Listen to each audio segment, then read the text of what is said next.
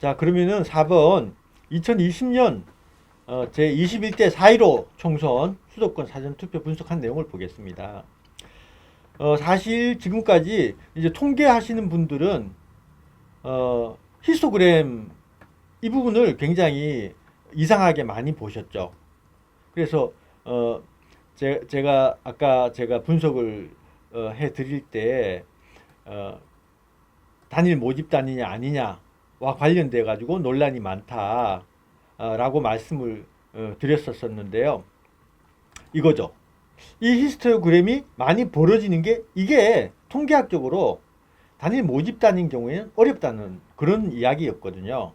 그러면은 실제로 이제 거기서 분석을 이제 추가적으로 제가 더 해낸 게 이런 히스토그램이 실제로 미통당 당일 득표율에 대해서 어떤 선거구별로 어떤 값을 가지느냐, 사전 당일 사전 투표 득표율과 당일 투표 득표율의 차이가 어떤 모양을 보이느냐라는 거를 이론적인 그 시뮬레이션 데이터, 이거는 정상선거죠. 그 다음에 이 노란색은 표가리 시뮬레이션 데이터고, 여기에다가 이 양당만의 데이터를 따로 추출해서 이거를 그래프에다가 뿌린 거죠.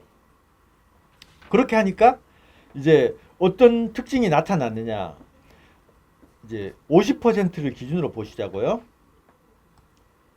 50%를 기준으로 봤을 때, 여기 중간이죠. 중간을 기준으로 봤을 때 왼쪽으로 가면 갈수록 데이터들이 이 정상 패턴 안쪽으로 이제 많이 모이는 것을 볼 수가 있고, 그 다음에 오른쪽으로 가면 갈수록 이 데이터들이 정상 추세선, 녹색선을 벗어나서 표가리 추세선으로 움직이고 있다 라는 것을 알 수가 있다는 겁니다. 그러면은 이게 정상일 것 같으면 이쪽으로 약간 더 보폼하게 나오면서 이 수평적으로 가다가 약간 내려오는 이런 추세선이 돼야 되는데, 그게 아니고 이 표가리 추세선 시뮬레이션 데이터와 유사한 형태를 가지게 되더라 라는 것입니다.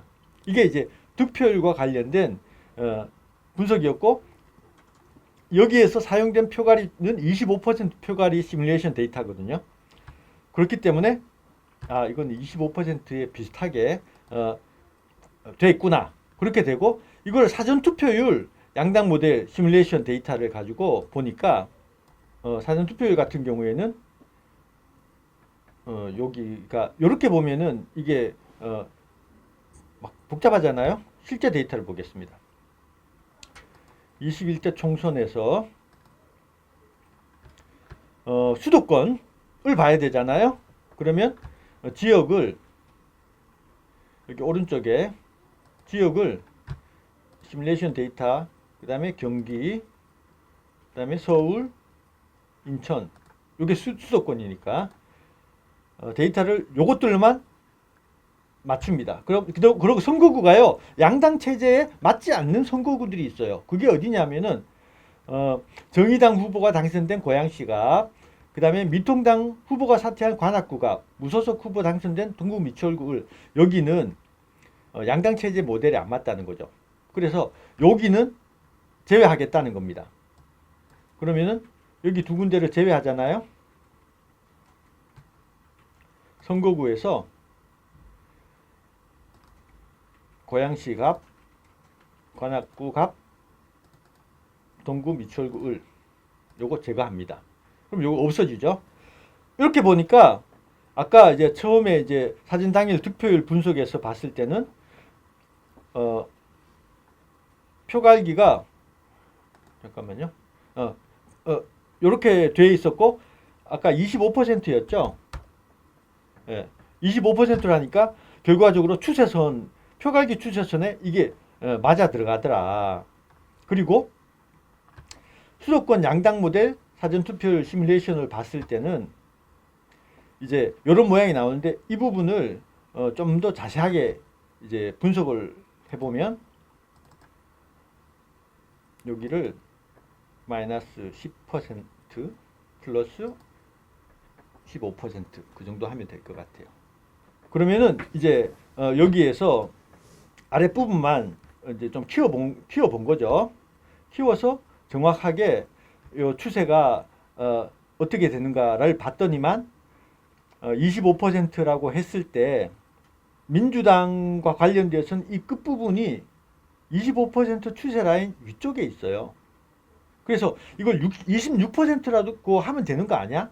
또는 30%라고 하면 되는 거 아니야? 이렇게 이야기할 수도 있을 것 같고, 여기는 대강 좀 비슷하지만은 어쨌든 이 수평선을 기준으로 해가지고 아래 위가 좀 비슷한 형국을 나타내고 있습니다. 그런데 제가 이걸 임의로 분석을 안 했다고 자꾸 말씀을 드리는 게 왜 그러냐면요.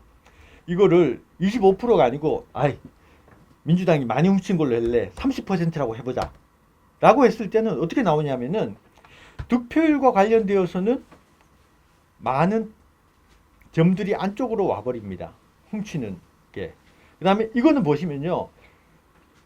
그 사전투표율로 보면은 미통당 쪽은 평균보다 훔치는 비율이 너무 많이 나와요.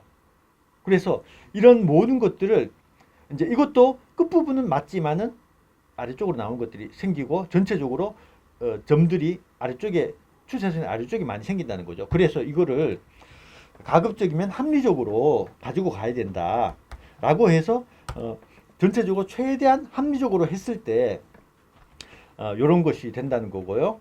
25% 표가리 시뮬레이션으로 돌리면은 결국은 이렇게 벌어졌던 것이 요게 이렇게 수렴하는 결과까지 다 나오는 겁니다.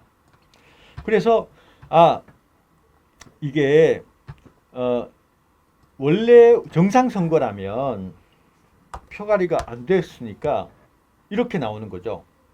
그런데 아까 말씀드렸다시피 중간을 기준으로 해서 왼쪽으로 가면 갈수록 정상 추세선 안쪽으로 모이고, 이거는 오른쪽으로 가면 갈수록 정상 추세선 밖으로 나가더라.